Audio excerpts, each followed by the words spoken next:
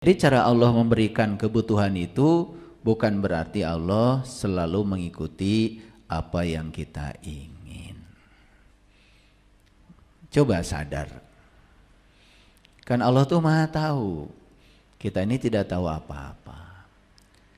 Tapi kita ini kadang-kadang ngomongnya Allah Maha tahu, kita nggak tahu apa-apa, malah justru kita yang sering sok tahu. Bahkan Allah pun diatur terus oleh doa-doa kita. Diatur supaya nurut sama keinginan kita. Sudahlah, tinggalkan cara hidup yang semacam itu.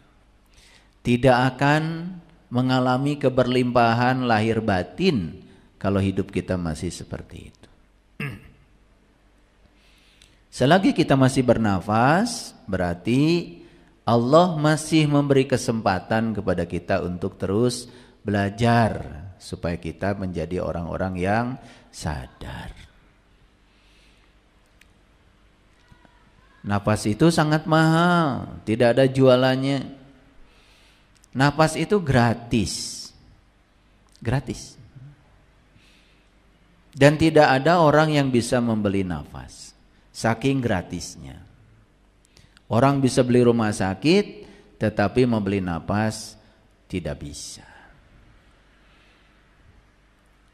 Mari kita sadari kehadiran Dia lewat napas kita, bahwa Dia masih menggunakan kita untuk menjadi tangannya.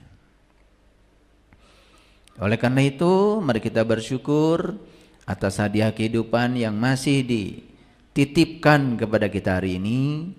Hadirlah di sini saat ini sekarang. Semoga kita semua bisa menjadi orang-orang yang amanah dengan titipan kehidupan ini. Oleh karena itu, mari kita puji Dia bersama-sama membaca hamdalah. Alhamdulillahi rabbil alamin. Mari kita awali kajian kita hari ini. Semoga ilmu yang dialirkan semesta lewat saya menjadi ilmu yang bermanfaat, membawa berkah untuk kehidupan kita, terutama menyelamatkan kehidupan kita. Kita sapa asma Allah dengan kelembutan dan cinta, seraya membaca basmalah.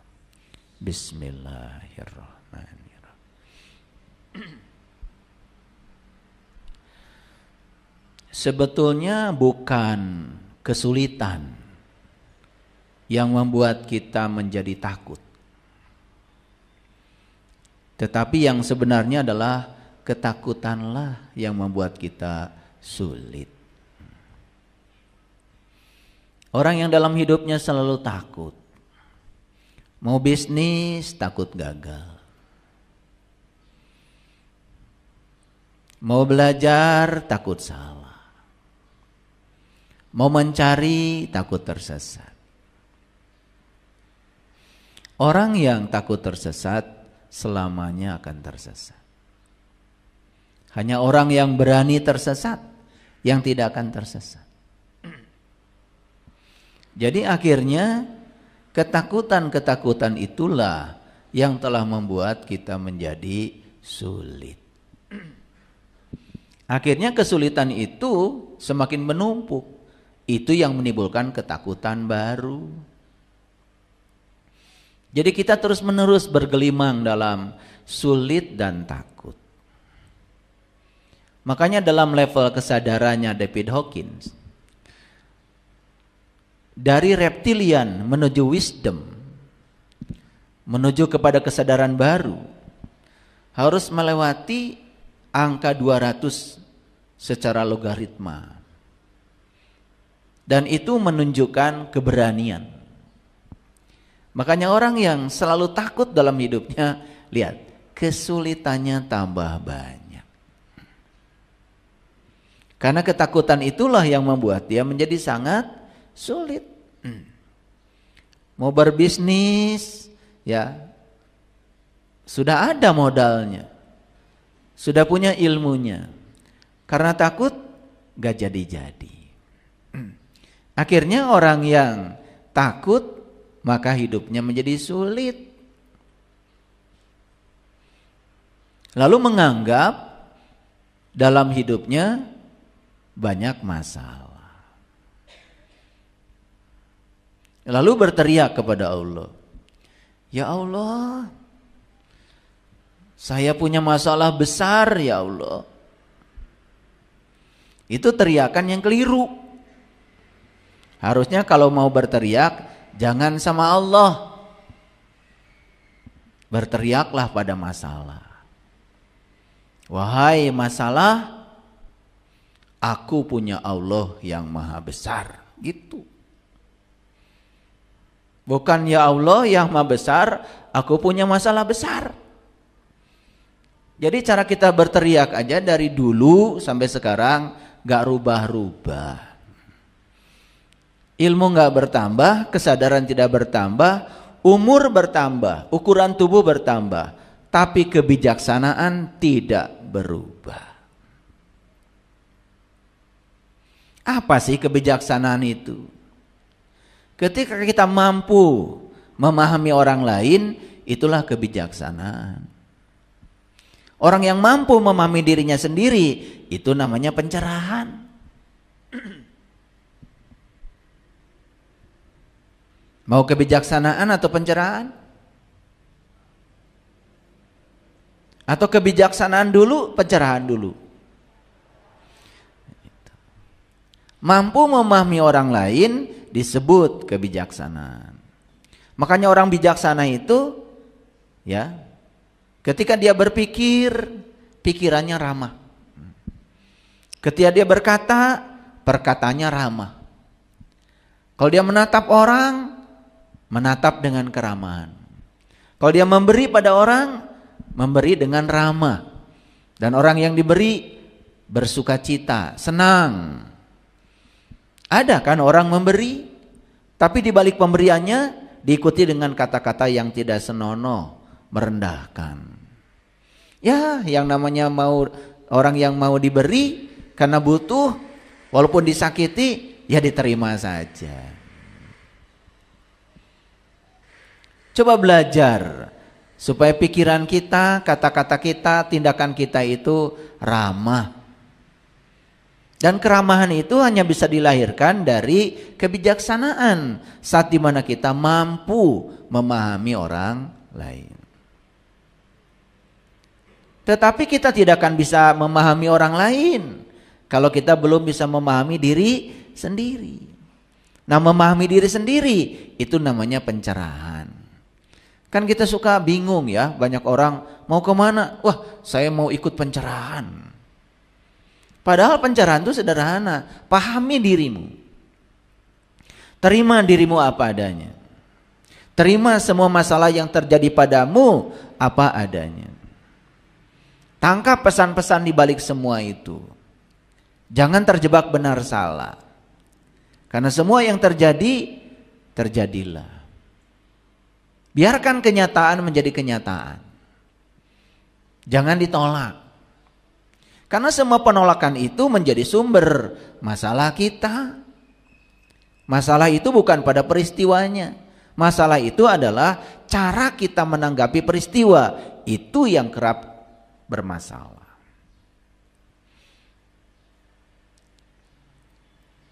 Jadi hidup itu adalah serangkaian perubahan.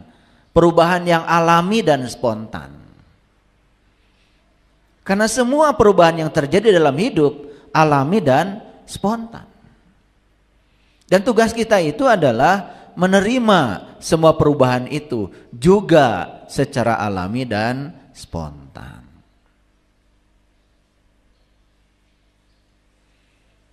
Kita sudah selayaknya menggeser definisi kesalehan.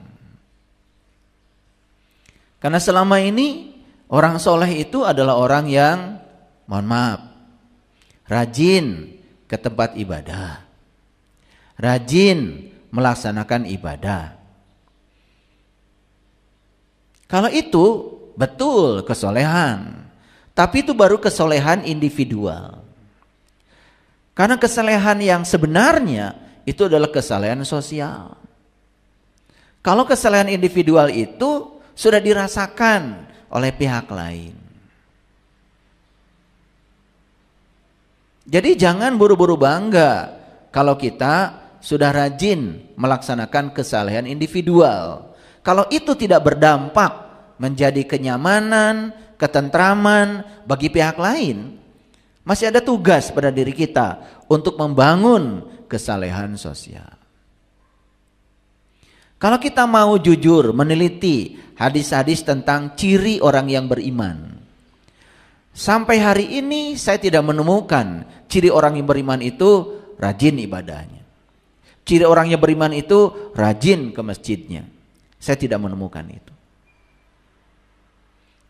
Nabi Muhammad mengatakan tidak disebut orang yang beriman kalau kamu bisa tidur nyenyak sementara tetanggamu gak bisa tidur karena kelaparan. Itu ciri iman itu Nabi Muhammad sendiri sudah membuat ya indikator yang nyata. Tidak disebut orang yang beriman jika tetangganya tidak nyaman dengan kata-katanya. Coba. Jadi bukti dari iman itu bukan ritual ibadah. Lalu ritual ibadah kedudukannya di mana? Itu cuma alat. Itu instrumen. Makanya Allah mengatakan, aqimis sholah, inna sholah tanha anil fasa wal munkar. Dirikanlah sholat. Sholat itu adalah sarana untuk mencegah kamu supaya tidak berbuat perbuatan keji dan munkar. Jadi sebetulnya kelucuan kita terlalu rajin menghitung rakaat sholat. Tetapi kita tidak melihat apakah kesalehan individual saya ini sudah berdampak bagi orang lain. Kalau orang di rumah saja tidak merasakan kenyamanan dengan kehadiran kita, orang di rumah saja tidak merasakan kedamaian dengan kehadiran kita, kan sebetulnya ada masalah dengan diri kita. Orang yang bisa berkata ramah akan menimbulkan keyakinan. Orang yang bisa berpikir ramah akan menimbulkan ya kedamaian. Coba, orang yang perkataannya ramah, pikirannya ramah, selalu saja dimanapun dia hadir, selalu dirindukan kehadirannya.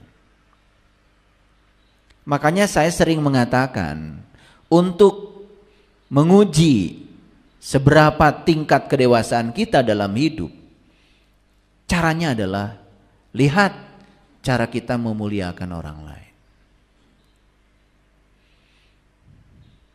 Orang itu disebut berakhlak mulia kalau dia bisa memuliakan pihak lain. Dan orang tidak mungkin bisa memuliakan pihak lain kalau dia belum bisa memuliakan dirinya sendiri.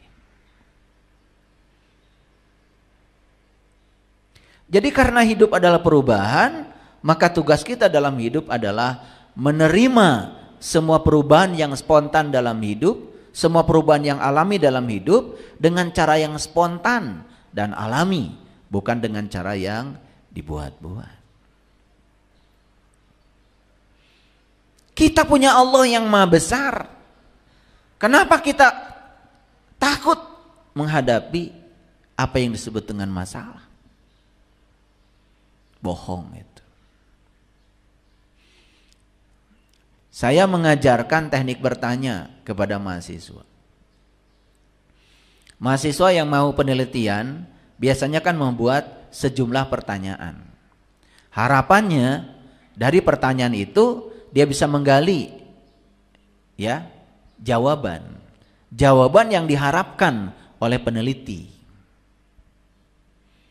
Kemudian saya ajarkan mahasiswa ya, bertanya itu ternyata merupakan sebuah keterampilan hidup. Karena pertanyaan yang dilontarkan dengan cara yang tidak produktif itu belum tentu bisa menggali jawaban yang diharapkan. Coba kalau saya bertanya ya, ini bertanya. Bapak Ibu pernah menipu Allah enggak? Misalkan pertanyaannya begitu. Jawabannya pasti, amit-amit. Enggak. Betul nggak? Gitu.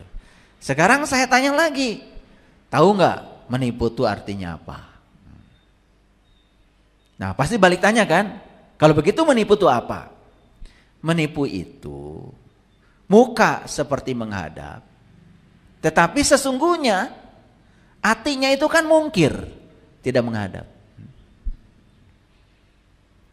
Kan orang menipu tuh begitu, ya, menciptakan kebohongan, pura-pura menghadap, padahal tidak.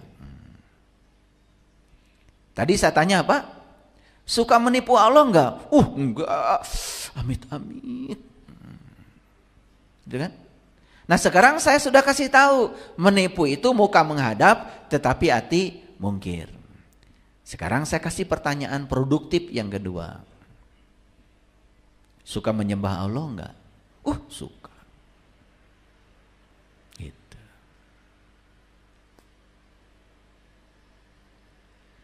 Gimana caranya menyembah Allah? Saya kan sholat. Tahu nggak sholat itu esensinya apa? Wah itu nggak tahu. Coba saya beritahu. Saya beritahu. Kata Quran, sholat itu mengingat Allah. Fa'budni wa aqimis sholata li zikri. Sembahlah aku, dirikanlah sholat untuk mengingat aku. Jadi Allah itu mengatakan, kamu itu telah menyembah aku kalau selama sholat yang diingat oleh kamu adalah aku. Sekarang saya tanya lagi, ibu bapak selama sholat yang diingat apa? Nah ini pertanyaan udah mulai menusuk nih ke dalam. Wah yang saya ingat itu piring berantakan, cicilan, dan lain-lain. Berarti sesungguhnya yang disembah oleh kita itu kan bukan dia. Yang disembah apa yang kita ingat. Nah sekarang saya tanya lagi, kalau begitu Bapak Ibu suka menipu Allah. Wah kalau begitu saya masih menipu Allah dong. Sukses nggak bertanya? Makanya ya dalam sains itu ada yang namanya keterampilan proses sains. Karena sains itu ada dua, ada proses, ada produk. Jadi produk sains itu dibangun oleh suatu proses yang disebut dengan metode ilmiah. Nah dalam metode ilmiah itu harus ada perumusan masalah. Dan perumusan masalah biasanya dirumuskan dalam bentuk pertanyaan. Nah, kita ini jarang sekali membuat rumusan masalah. Jarang sekali mempertanyakan secara serius kepada kita. Pernah nggak Bapak Ibu berpikir, kenapa ya perintah sholat itu kok bukan melaksanakan sholat, tapi mendirikan sholat? Pernah mikir nggak? Enggak kan? Enggak kan? Akibatnya apa? Akibatnya cuma muncul kesombongan aja karena saya sudah melaksanakan sholat. Padahal perintahnya mendirikan sholat, aqimis sholat. Terus apa bedanya kalau gitu melaksanakan dan mendirikan? Kalau melaksanakan ya sudah laksanakan saja. Tapi kalau mendirikan, kan gak mungkin kita berdiri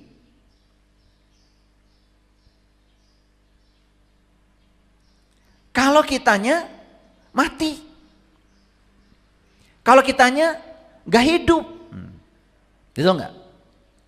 Jadi mendirikan sholat itu artinya kitanya harus berdiri dulu, harus bangkit dulu. Apa yang harus dibangkitkan? Kesadaran.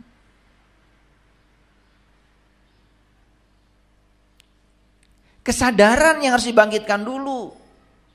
Jangan sampai kita sholat dalam keadaan tidak sadar.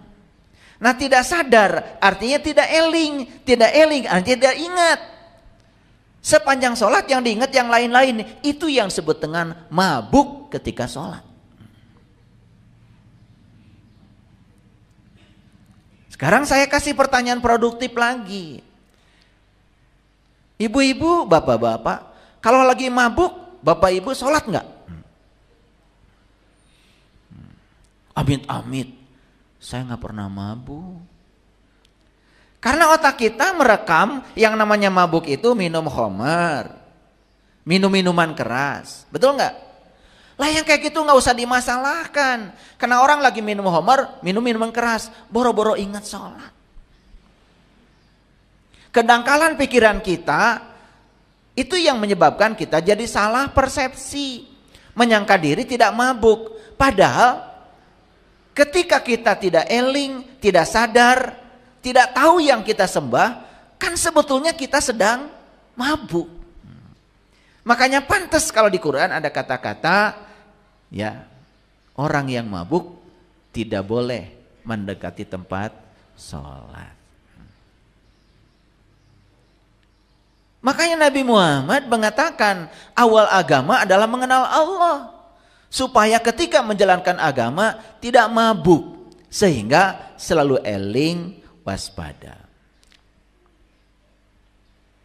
Kadang-kadang saya juga suka mikir ya, orang-orang itu disuruhnya begini, yang dilakukan begitu.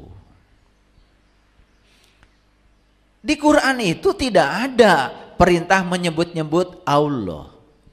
Yang ada itu adalah perintah mengingat Allah. Tapi yang terjadi ketika dia menyebut, merasa sudah mengingat. Padahal menyebut dan mengingat alat aja berbeda. Kan menyebut itu di sini. Kalau mengingat nggak tahu di mana. Saya juga kalau ditunjuk di mana nggak tahu. Tapi yang jelas saya cuma bisa mengingat sesuatu yang pernah saya saksikan. Betul nggak? Saya hanya bisa mengingat sesuatu yang saya tahu.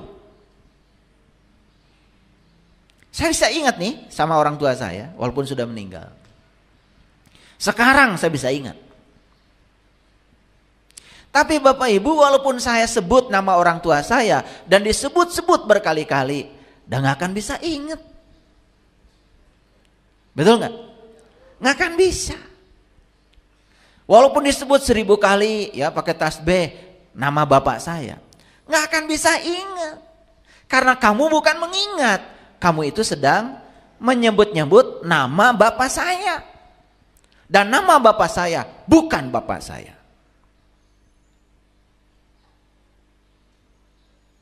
Betul nggak? Nah inilah ya yang disebut dengan kesadaran. Makanya puncaknya kebijaksanaan adalah tahu kalau kita belum tahu. Makanya beruntung kalau jadi orang yang tidak tahu, tapi tahu kalau kita tidak tahu. Sangat berbahaya ketika orang yang tidak tahu, padahal dia itu tidak tahu, cuman dia tidak tahu, tapi menganggap dirinya tahu. Maka dia memposisikan sebagai orang yang tahu. Lalu kerjanya setiap hari memberitahu sesuatu yang dia sendiri sebetulnya tidak tahu. Banyak kayak gitu. Baru saja membaca buku tentang Amerika, belum pernah ke sana. Sudah bikin seminar tentang Amerika. Padahal baru baca buku tentang Amerika. Nah, orang yang pernah pergi ke Amerika tentu saja merasa geli. Ini kayaknya orang belum pernah ke sana. Betul nggak? Rupanya baru baca buku tentang Amerika. Belum pernah ke sana. Sama seperti orang bikin seminar tentang rasa garam. Dia itu belum pernah mencicipi garam. Cuman tahu tentang garam dari buku tentang garam. Dia hafal semuanya. Hafal cangkem bahasa Inggrisnya. Lalu bikin seminar tentang rasa garam. Yang dia ceritakan tentang rasa garam, kemana-mana. Ribuan kata yang dia gunakan untuk mendeskripsikan rasa garam. Tapi orang yang pernah makan garam, yang merasakan rasa garam, pasti merasa geli. Ini orang kayaknya belum pernah makan garam. Masa garam rasanya geli? Karena kesimpulan dari ceramahnya itu, garam ternyata rasanya geli, bukan asin. Rupanya karena dia belum pernah mencicipi itu. Makanya orang-orang bijak sepakat mengatakan malam yazuk lam yarib. Yang tidak mengalami selamanya tidak akan paham.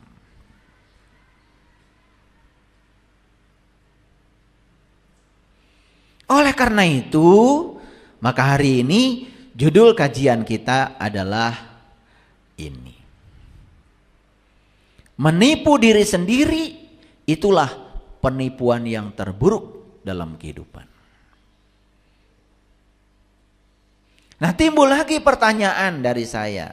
Jadi kalau saya tanya semua yang hadir, apakah Bapak Ibu pernah menipu diri sendiri? Amit, amit. Masa saya menipu diri saya? Gitu. Atau diubah pertanyaannya.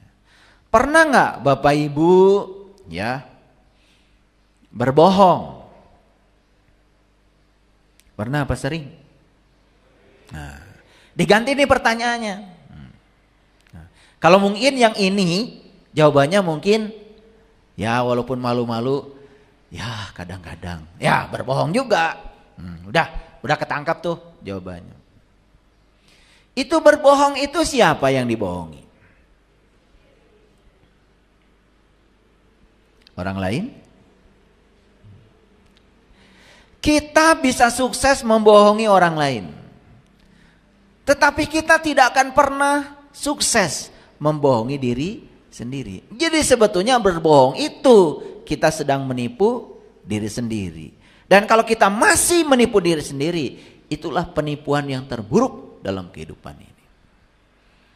Nah, kembali lagi, kok judul ini pas saya datang di kajian hari ini. Nah, ada apa ini? Paham ya? Ya, saya selalu percaya di semesta ini tidak ada potongan peristiwa. Karena semua itu selalu matching. Selalu pas. Pas datang, pas judulnya ini. Ini kayaknya kayaknya nih kita masih suka tipu-tipu. Ya, terutama yang ditipu adalah diri sendiri. Saya percaya sekali, orang yang masih berbohong, sekecil apapun bohong itu, sebetulnya dia masih menipu dirinya sendiri. Oke, itu ya judulnya. Paham ya? Jadi penipuan terburuk adalah menipu diri sendiri. Jangan tanya saya. Ya, saya juga nggak tahu. Pokoknya tangan saya ngetiknya begitu. Ya. Nah, semoga setelah ini kita lalui, kita tidak lagi melakukan tindakan menipu diri sendiri. Oke, sudah siap? Baik, saya buka dulu ayatnya.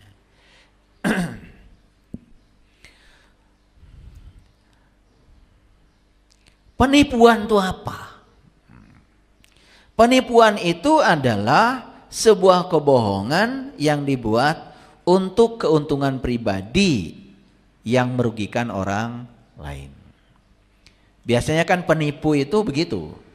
Ada kepentingan pribadi, gak peduli walaupun tindakannya merugikan pihak lain. Itu yang disebut dengan penipuan. Paham ya? Nah, ada kata dasar tipu. Nah, kalau penipuan itu sudah pakai awalan pe dan an. Kata dasarnya kan sebetulnya tipu. Apa sih tipu itu? Perbuatan, perkataan yang tidak jujur. Nah, di dalam kata tipu itu ada bohong, ada palsu. Itu masuk di dalamnya itu. Bohong, palsu, itu masuk dalam kata tipu. Ada lagi yang disebut dengan tipu daya. Ada kata dayanya nih. Tipu daya berarti bermacam-macam cara yang dilakukan supaya dia bisa berhasil menipu. Itu namanya tipu daya. Gitu. Nah, berbagai upaya yang buruk untuk berbohong pada orang lain, itu yang disebut dengan tipu muslihat.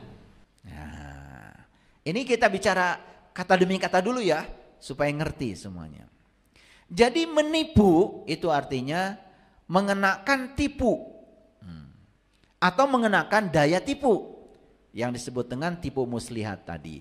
Bahasa lainnya mengakali, memberdayakan sampai orang lain tidak berdaya dengan tipuannya.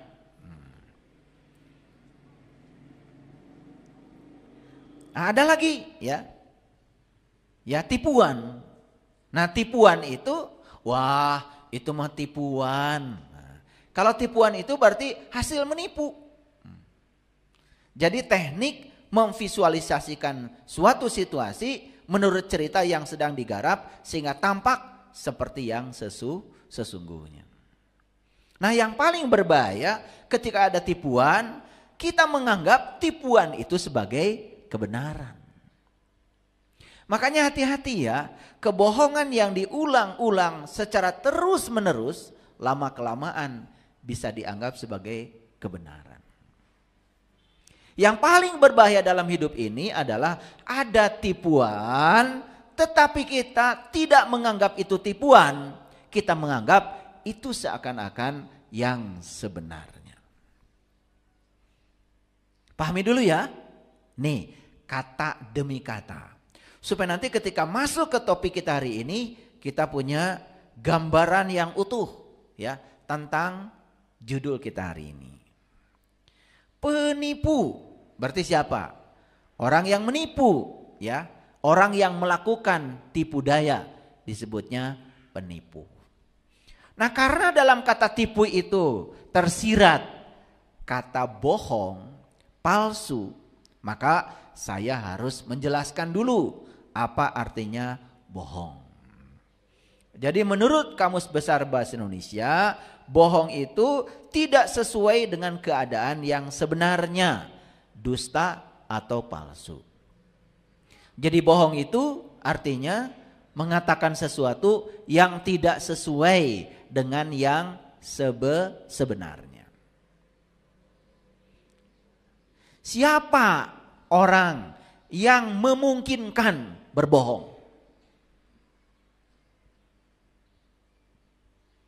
Lihat saya semuanya. Bapak Ibu sekarang hadir di sini, menyaksikan semua peristiwa yang terjadi sekarang. Bisa menyaksikan saya di depan? Bisa.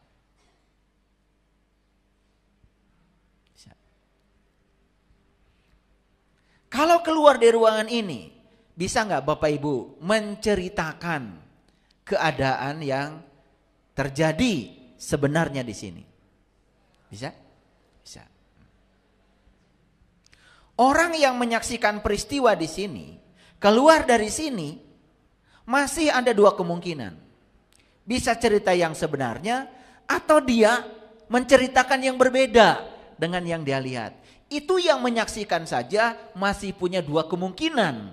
Dia bisa menceritakan yang sebenarnya atau dia merekayasa yang sebenarnya. Itu yang menyaksikan loh. Nah, ada orang yang menceritakan situasi ini. Tapi dia menceritakan situasi ini bukan karena dia ada di sini. Tapi dia mendengar dari temannya yang ada di sini. Kira-kira yang dia ceritakan nih akan sama enggak dengan yang hadir di sini? Ada lagi orang yang keempat. Dia ini menceritakan kejadian di sini, tetapi dia dapat cerita dari orang yang dapat cerita lagi dari orang yang datang ke sini. Kemungkinan untuk terjadinya kebohongan di sana lebih besar lagi, lebih besar lagi. Makin jauh dari sumber peristiwanya, betul? Cerita yang nyampe di sana itu kemungkinan besar sudah sangat luar biasa deviasinya. Bayangkan ya, 1500 tahun yang lalu ada orang cerita bahwa dia menyaksikan peristiwa ini. Bayangkan ya, orang yang terlibat dalam cerita itu berapa ribu. Tahunnya saja 1500 tahun yang lalu. Bayangkan, nyampe ke kitanya sekarang itu seperti apa sih? Bayang ya? Bayang. Ya ngerti sendirilah. Kebayang kan? Sudah kebayang.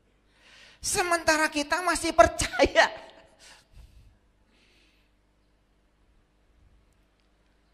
Betul nggak?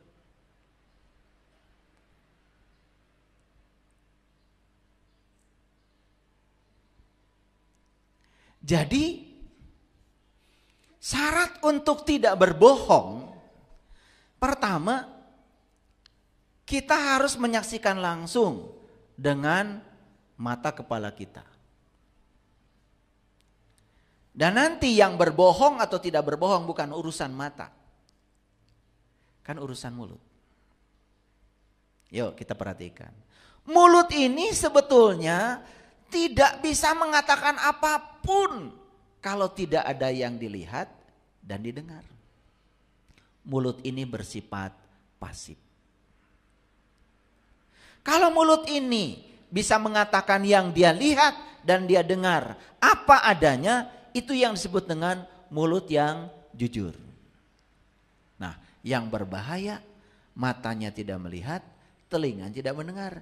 Tiba-tiba dia menceritakan sesuatu. Jelas yang dia bicarakan itu adalah kebohongan.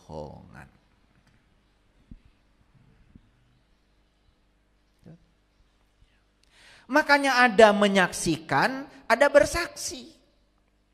Menyaksikan dan bersaksi dua kegiatan yang berbeda. Menyaksikan itu tidak ada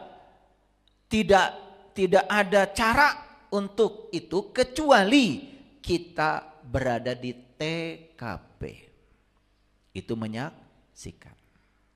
Tapi bersaksi tidak mesti harus di TKP.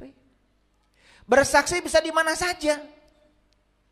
Asal kita sudah menyaksikan, maka kita bisa menceritakan dengan mulut kita apa yang kita saksikan. Di mana itu? Di mana saja. Jadi bersaksi bisa di mana saja. Tapi menyaksikan tidak boleh di mana saja. Harus di TKP. Pertanyaan saya.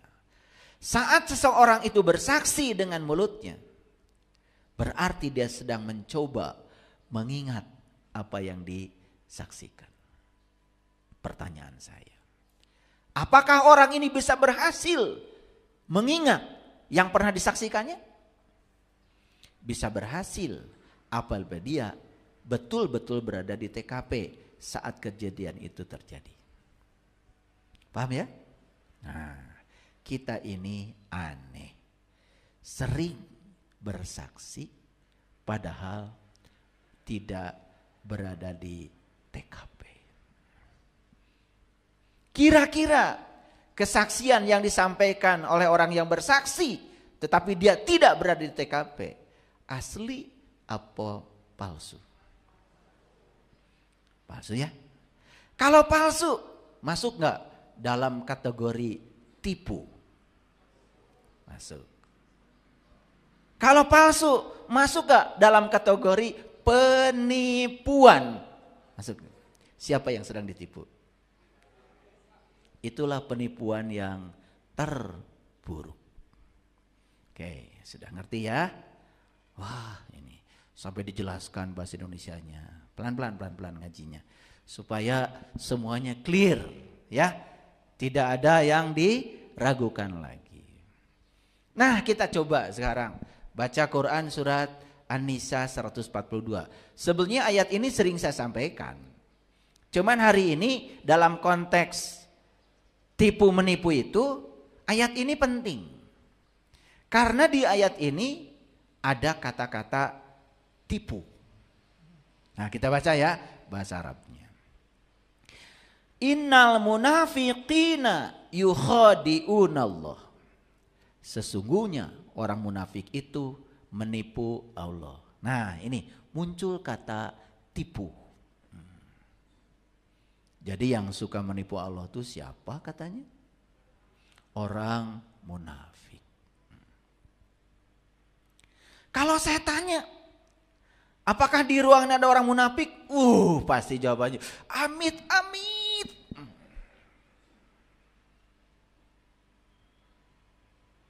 Begitu dengar kata orang munafik, yang terpikir itu adalah orang lain. Betul? Gitu. Nah, sekarang kita jelaskan siapa orang munafik itu. Tapi sebelum itu saya jelaskan dulu ayat ini. Innal munafiqina yukhadi'unallah wa huwa khadi'uhum. Sampai situ dulu ya. Sesungguhnya orang munafik itu menipu Allah dan Allah akan membalas tipuan mereka. Ini perlu saya jelaskan.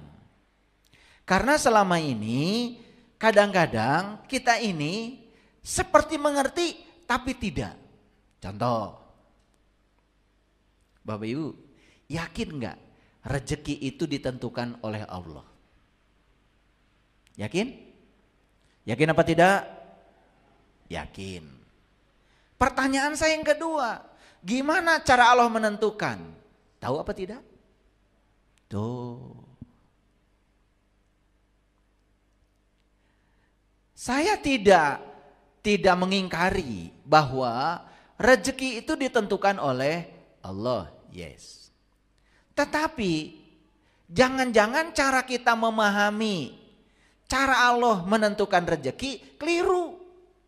Dikira oleh kita cara Allah menentukan rezeki itu si A 1M, si B 2M, si C 3M, si D 4M, begitu. Kalau itu yang terjadi bahaya sekali. Karena ketika kita dapat 1M, orang lain 2M, orang lain 3M, orang lain 4M, tong ribut. Da Allah nunang toskeun rezeki. Pertanyaannya, di mana letak keadilan Allah? Katanya Allah Maha Adil. Mau punya Allah yang pilih kasih? Geus we maneh mah 1 miliar. Maneh mah da kabutuhanna loba 2 miliar. Mau punya Allah begitu? Saya sepakat Allah yang menentukan rezeki. Tapi bagaimana cara Allah menentukan rezeki? Ini yang tidak pernah dibicarakan. Ternyata caranya begini. Allah itu menyediakan rezeki yang sama buat semua orang. Maha Adil? Maha Adil. Dan setiap orang diberi waktu yang sama 24 jam. Maha Adil? Maha Adil.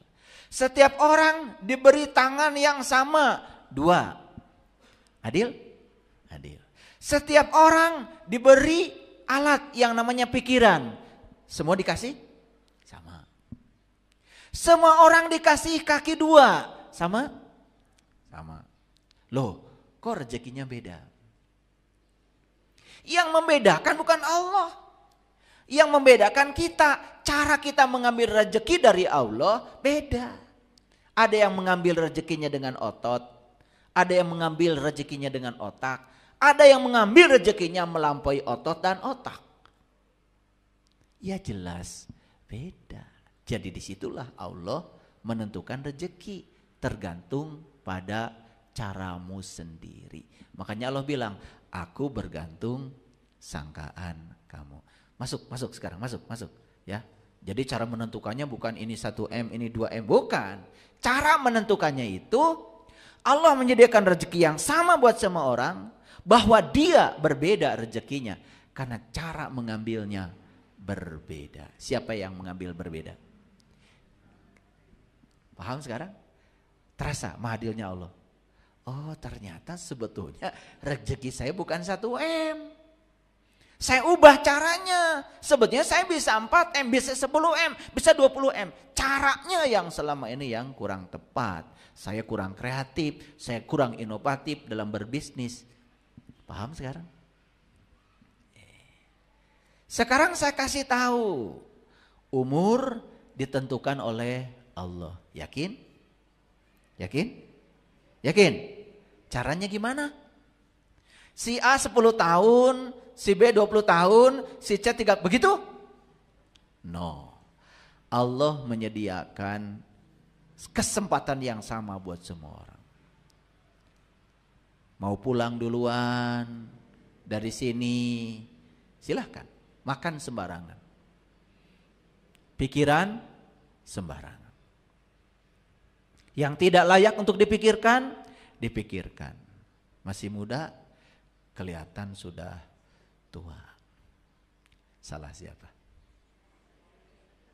Salah siapa? Kita kalau ngaji itu kadang-kadang gak mau naik sedikit gitu. Begitu bilang umur tentukan oleh Allah, sudah aja. Caranya gimana?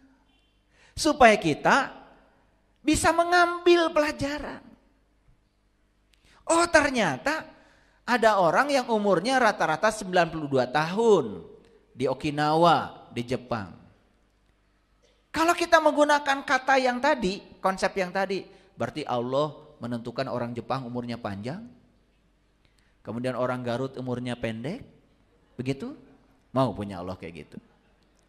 Sebetulnya Allah memberikan kesempatan yang sama, baik sama orang Jepang maupun sama orang Garut. Tergantung cara kita hidup. Hati selalu gembira, istirahatnya cukup, dietnya bagus, makan sesuai dengan golongan darah, makan pakai rumus 3J, jumlahnya tepat, jamnya tepat, jenisnya tepat, sesuai dengan kebutuhan. Gak mungkin sakit. Tapi kalau sudah begitu sakit, nah itu lain lagi. Lain lagi itu. Sudah ikhtiar kemudian sakit, itu lain lagi. Paham? Coba. Orang Jepang itu makan ikan, potong. Siapkan cuka, siapkan kecap manis, kecap asin. Ambil pakai sumpit, masuk. Tidak kena panas, tidak kena minyak. Utuh, seutuhnya seperti yang dipersembahkan oleh alam. Karena mereka percaya semua yang disediakan alam itu sudah matang dan siap untuk disantap tanpa harus dimasak lagi. Cuman karena kita terbiasa dari kecil, apapun harus dipanaskan, harus digoreng, harus dibakar, harus itu, harus ini, banyak harusnya. Pada saat dihadapkan ikan salmon mentah, ngabirik-gidik, amit-amit dahar nu kitu. Betul? Masalahnya cuman kebiasaan aja. Betul nggak? Makanya kata orang Okinawa, salah satu syarat umur panjang adalah makan makanan langsung dari alam.